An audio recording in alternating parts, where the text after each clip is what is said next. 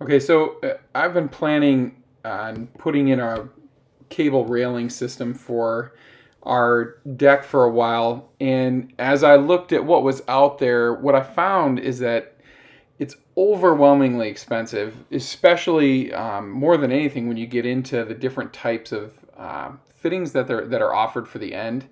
I've looked at a few different things. I've looked at some of the more finished systems, which I love the look of, but they're ridiculously expensive. I mean, $300, $400, $500 by the time you're done.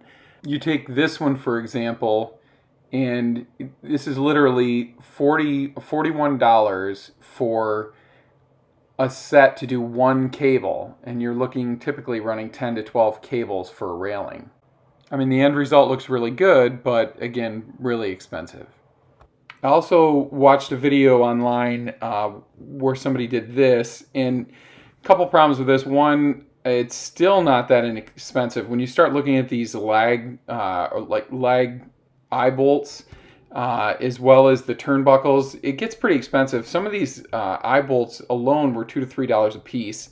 And by the time you put this all together, one, I don't necessarily love the look of it, and two, is really not that inexpensive.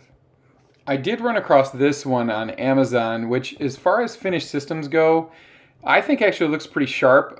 In hindsight, I really didn't see this one until after I got my project done, and this one would have sparked my interest.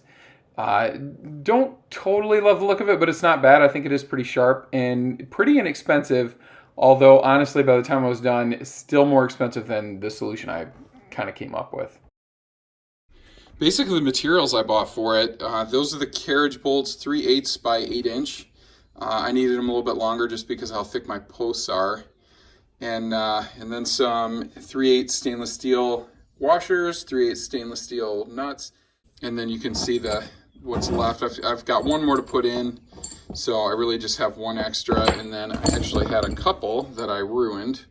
One I didn't get straight in on it and blew it out the side, and the other one I broke off a drill inside of that one. So not a perfect system, but it was just way less expensive. I think it was about maybe $7 for each one of these. So, and actually no, this was about $5 I think for the washers, about $7 for the bolts. There's 4 in a package.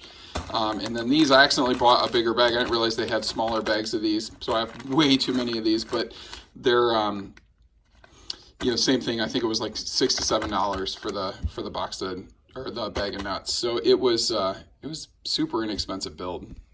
If this is the first step of just cutting the head off.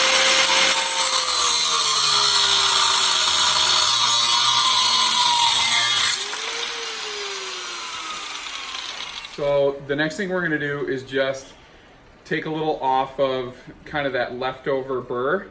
Just kind of chamfer a little bit and smooth it off, get it ready to drill it out.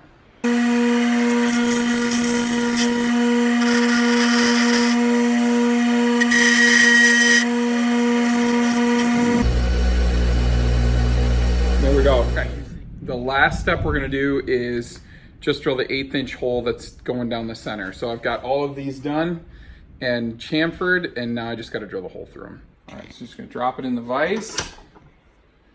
I'm only going to be using the end part of the threads, so if I damage some threads up here, that's not a big deal. All right, I've got my cutting oil, which I'm going to get started with that. I'm going to kind of give it a center.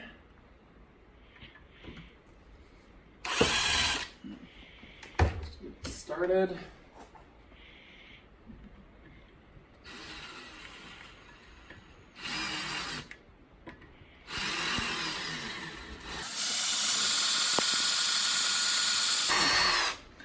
A little more oil, and I have marked with a marker just how far in I want to go.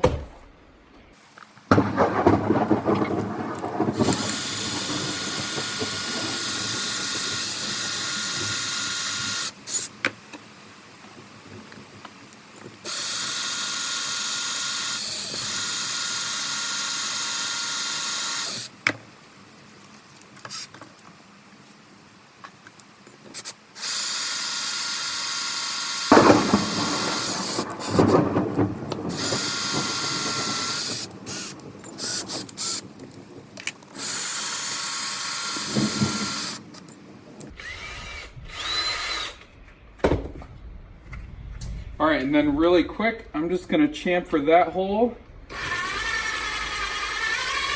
just to make it a little easier for the cable to slide in there. And then that one is ready to go on the end of a cable. Okay, so from this point, it gets pretty simple. We've got these all made. I actually made the mistake of drilling these out at 1/8 inch, which with an 1/8 inch cable meant you just could not jam that cable in here. So I had to redo a few of them and then finish the rest of them in 9/64, which opened it up big enough, worked smooth. And now just basically tapping these in to get them started. And then from here, we're gonna pop the cable in. Okay, so you can see now 9/64, these slide in pretty smooth. So that's ready to go. And then here's what I did on the crimping tool. So this is pretty, I was having a hard time finding something that would crimp the stainless steel. So what I did is I bought this as Harbor Freight for 21 bucks. So it's a 36 inch bolt cutter. And what I did is I took a die grinder and I just put about a 1/4 inch hole in it. So with a 3/8, that gives me just enough crimp that it bites down pretty good. So now I'm just gonna take that and starting pretty close to the end. Just pop one crimp on there and then back it up just a little bit and do a second one. Just throw a pair of pliers on here. You can just hammer that back in. I've been taking them down just about past the threads. And then that leaves me about, 1/4, 1/2 inch if I've got to tighten these up. I've tightened up a couple at the top, but I stopped just because I know you're supposed to kind of get them all in first before you start tightening, because then, as you tighten this one will start to loosen, so you kind of got to work it on its way down. And then we'll just throw a nut and a washer on the back and this side will be done.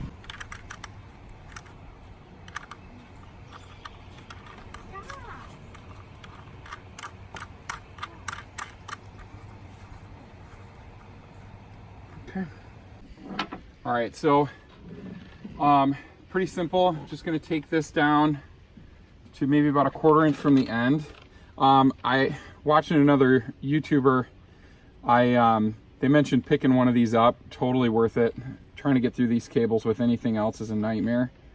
So this makes a pretty easy cut, and you notice that you get a really clean end that goes right in here with no issues. And then I'm just going to crimp that one down. All right, so you can see it's actually pretty smooth. I'm not quite done. I've got one more cable to put in, and I haven't really tightened them all up yet, but it came out pretty smooth. I've got to zip off the backs of the bolts, so those are clean and even. And I figured what I'd do is, this is the side that tends to get a little more traffic, so I'm gonna probably take some time and line those up nice and straight, and then I'll use the other side to kind of just balance out the tension. So you can see I got one more cable to do, and this is an older deck, and the poles are not super straight. So I did my best to make the cables look clean, but the end product was pretty good. And I'll have to come up with a total for everything I've spent. But even buying that tool to do the crimping, it worked pretty smooth.